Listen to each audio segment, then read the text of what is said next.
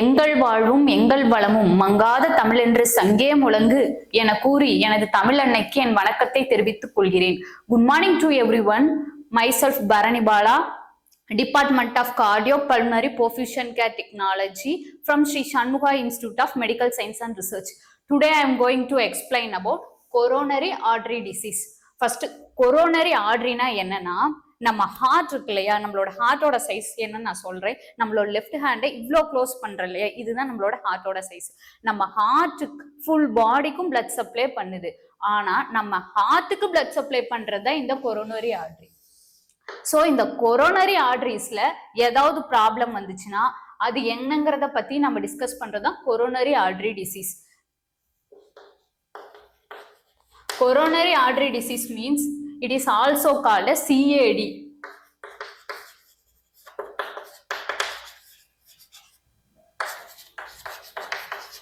So coronary artery disease na there is a blockage in coronary artery due to atherosclerosis.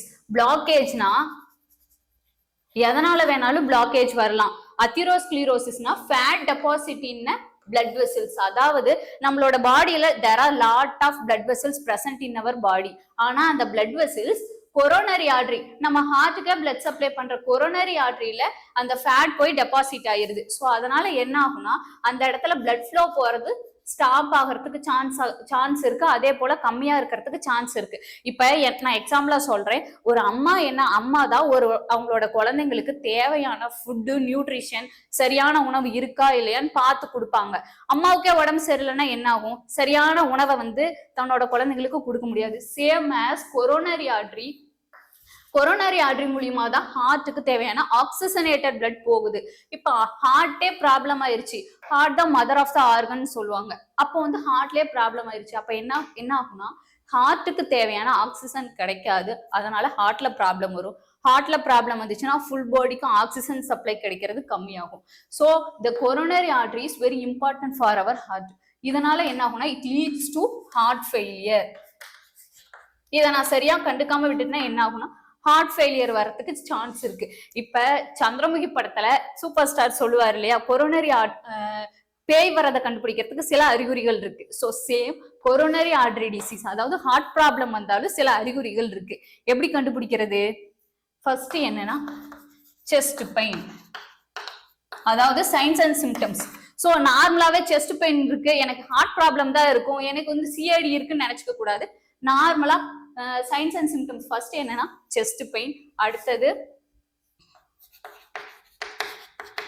Vomiting, shortness of breath, மூச்சு வர்றதுக்கு கஷ்டப்படுவாங்க, nausea, vomiting sensation, vomit வர்ற மாதிரியே இருக்கும், sweating. இந்த மாதிரி most common science and symptoms. அதோட இன்னும் எக்ஸ்ட்ராவா பால்பிட்டேஷன், படபடப்பு நிறைய இருக்கும். ஸோ இந்த மாதிரி காமன் சைன்ஸ் அண்ட் சிம்டம்ஸ் இருந்துச்சுன்னா நம்ம என்ன பண்ணலன்னா நமக்கு ஹார்ட் ப்ராப்ளம் இருக்கு, நாம போய் எதுக்கும் டாக்டரை கன்சிடர் பண்ணிக்கலாம். ஸோ யாருக்கெல்லாம் வரும் அப்படின்னா ரிஸ்க் ஃபேக்டர் யாருக்கெல்லாம் வரலாம்?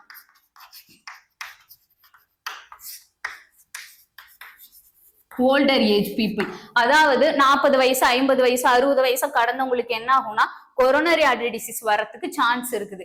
ரெண்டாவது என்னன்னா DM, diabetes mellitus, sugar patient வரத்துக்கு சான்ஸ் இருக்குது. மூணாவது ஸ்மோக்கிங், அடுத்தது ஆல்கஹால். நான் விடாம ஸ்மோக் பண்ணுவேன், விடாம ஆல்கஹால் குடிச்சுக்கிட்டே இருப்பேன்னா என்ன ஆகும்னா கொரோனரி ஆர்டரி அதாவது சிஐடி வரத்துக்கு சான்ஸ் இருக்குது. லாஸ்டா என்னன்னா lack of exercise,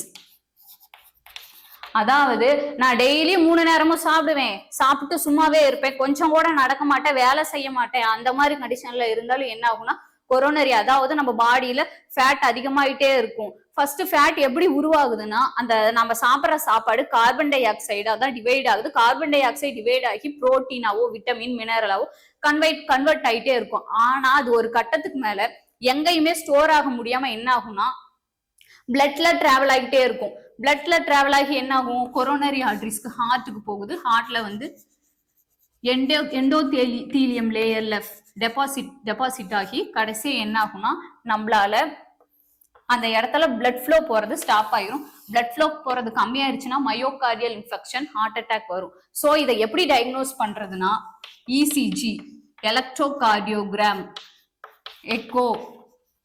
echocardiogram, angiography.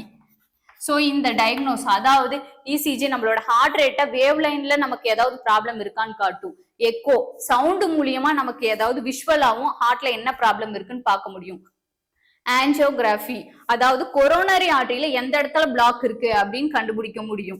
So இந்த டயக்னோஸ் பண்ணி அதுக்கு சரியான ட்ரீட்மெண்ட் எடுக்கணும். என்னென்ன ட்ரீட்மெண்ட் எடுக்கலாம்னா ஆஞ்சியோபிளாஸ்டிஸ், ஸ்டண்ட் வச்சுக்கலாம், CABG coronary artery bypass grafting, அதாவது ஓப்பன் ஹார்ட் சர்ஜரி பண்ணி கியூர் பண்ணிக்கலாம்.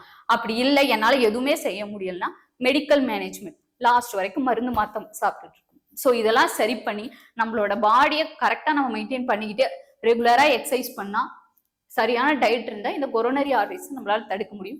தேங்க்யூ.